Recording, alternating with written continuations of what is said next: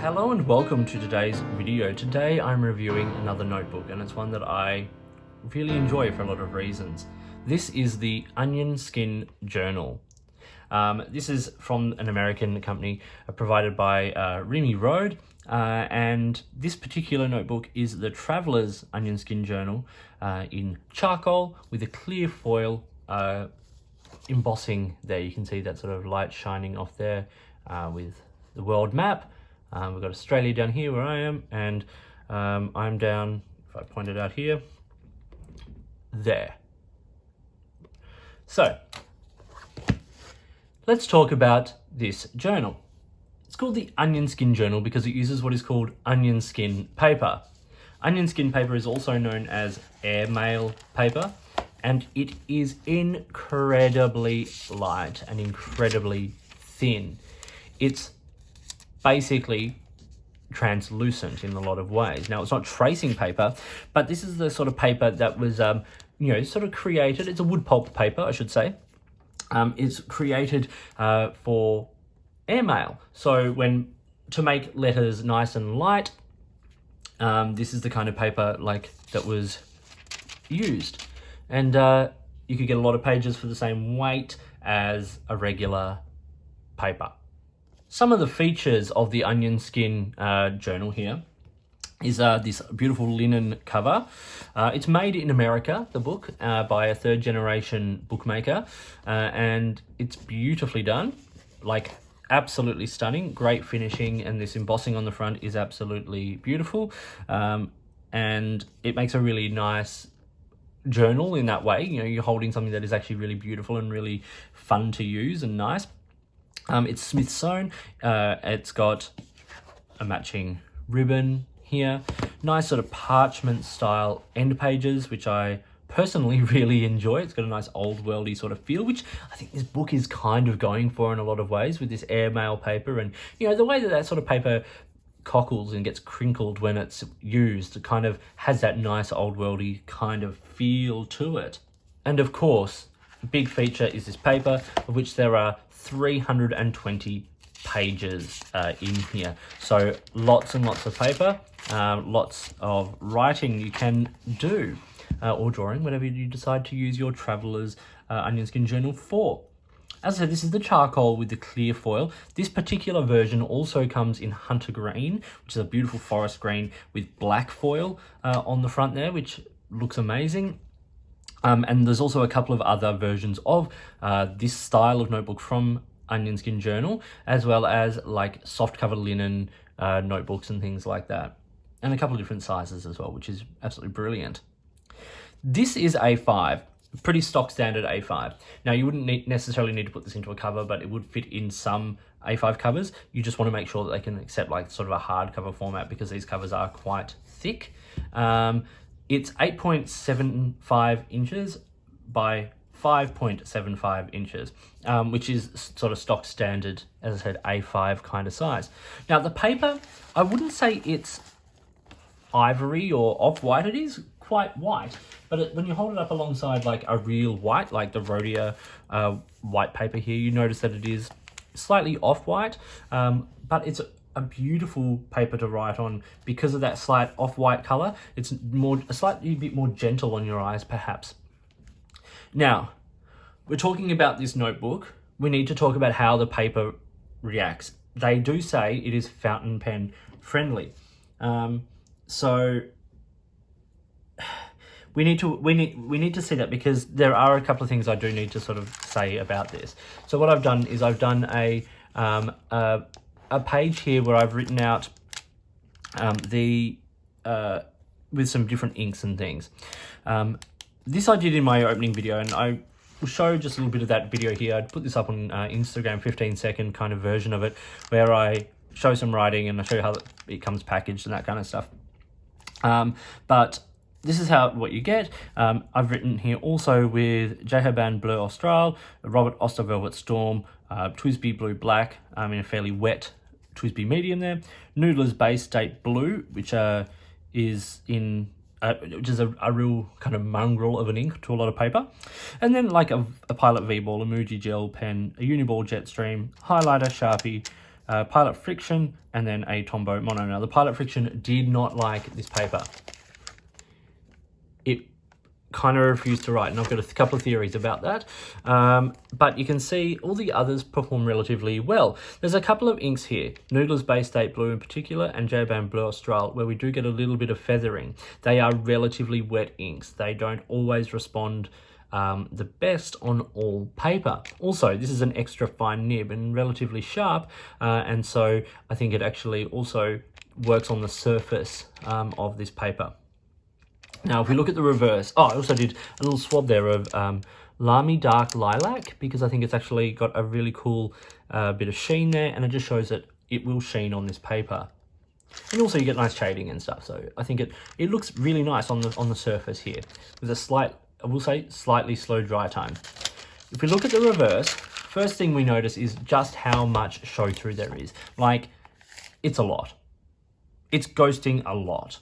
You know, like, second page over, 3.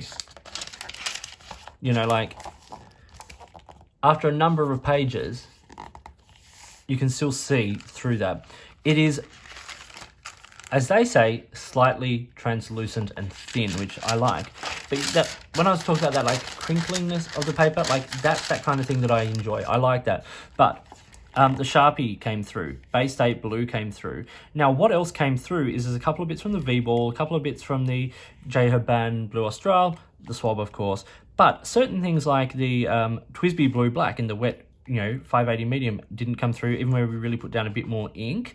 And the Lamy 2000 with Diamond Terracotta didn't actually come through.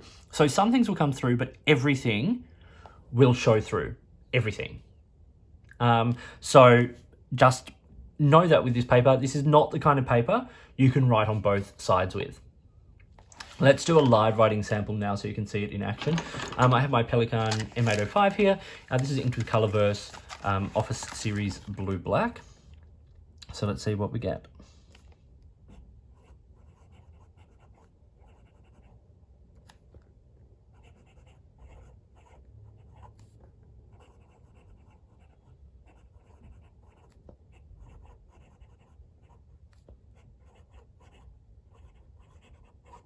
Okay, so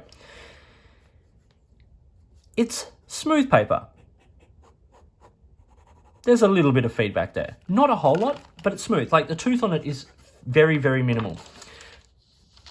But it's also kind of like writing on plastic or like a vellum kind of paper, because it is that super light, thin paper. The texture of it is quite strange.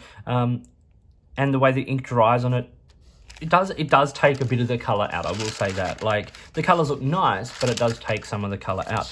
Now, for those of you who know the Pelikan M805, you know it's not a super dry pen. It actually lays down a fairly nice amount of ink, and Colorverse inks are pretty saturated. And none of that has actually come through. Like, yes, it is showing through a lot, but it's hard to tell on the, on the camera, but it's not actually broken through the surface of the paper, which is promising. It's good. But super, super thin paper. Really, you can only use one side of this. Even with most, even with a pencil down here, there is so much show through that you would struggle to write on both sides of this paper. Let's talk some pros and cons now for the Onion Skin Journal. Firstly, cons. It can lay flat, but it does take, it does take a bit of encouragement to get it to lay flat. Like, it will stay open, but getting it to actually lay flat so that you can actually write comfortably does take a little bit of encouragement. The translucent nature of this paper is both a blessing, I suppose, and a curse. It's blank, and they provide you with this guide sheet with a ruled page and the dot page. So you put that underneath your page for writing, and it's like writing on the lines. And what they would also do is protect the page below from particularly tough inks. Like, if you look at where the Bay State Blue wrote, it actually came through dotted onto the next page as well. So that would protect your page. But that translucence does mean you can only write on one side of this paper. The other thing I have to say is that I think this paper reacts quite strongly to hand oils. And when I say reacts, I mean in two different ways. Firstly, it stops pens from writing quite as smoothly or as effectively. They take a little bit, there's like little hard starts, even ballpoints and things. But also I think it affects like the feathering in the paper. If the paper gets oil on it, it will feather the ink just a little bit more, because I noticed that particularly on the bottom half of the page, you know, where my hand had been writing on this top half, we get a little bit of feathering down here. Just something to be aware of. In the middle of this pros and cons section, I'm going to talk about the price. This, when bought from the US, is $46. $46 US. Now, that is a lot for a notebook. You do get 320 pages, but it is a lot. So what are you getting to make this price? Firstly, onion skin paper in notebooks is not common. So if this is something you're looking for, you may be open to paying that slightly higher premium for this kind of paper in this notebook. Secondly, it is a hardcover, small batch run, limited supply notebook. Some interesting design things, all of that kind of stuff. You know, once again, small company, made in the US, all of that. So you are getting a good product for your money. You are getting certain things that can justify that price, but it is still a premium price for what you are buying. The pros for this, as I said, well made. It's a solid design. Nice little things like the details on the, you know, on the ribbon there, cut to the you know, the V, all of that kind of thing. Nice foiling on the front. So beautifully made, beautifully secured end pages. This hand, you know, the sewing of this book is really great. You know, it's tight, it's gonna last, which is awesome. There's a few different versions. I like how the ink kind of looks on the page. You know, it's got a nice sort of, you know, clarity to it. There's tons and tons of pages, like really, 320 pages. I think actually it's a book paper that responds better with broad nibs that don't sort of like drag into the paper at all. So like the TWSBI medium there is a nice broad medium. It's a soft, wet flowing nib. There's no feathering. Same there with the Pelikan and the Lamy 2000, whereas some of these sort of smaller nibs, like the extra fine there, has made a bit of, and the fine from the Noodlers has affected the paper.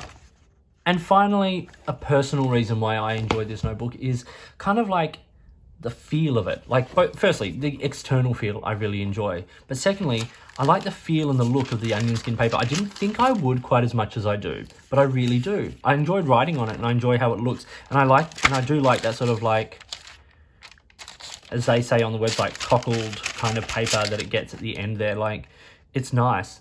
It's got a nice sort of, yeah, vintagey kind of feel about it, and something that I really enjoy about that. So I hope you found this video interesting and useful. If you did, give it a thumbs up and subscribe to the channel. Hit the notifications button if you want to stay up to date with the videos that I produce. Please feel free to get in touch using any of the platforms listed below. Contact me on any of my social media or drop me an email if you've got products you think I should be looking at, or if there's a way you would like to support this channel, like Onion Skin Journal did here by providing this journal for review. I would love to hear from you. In the meantime, enjoy your notebooks, enjoy writing, and I'll talk to you soon.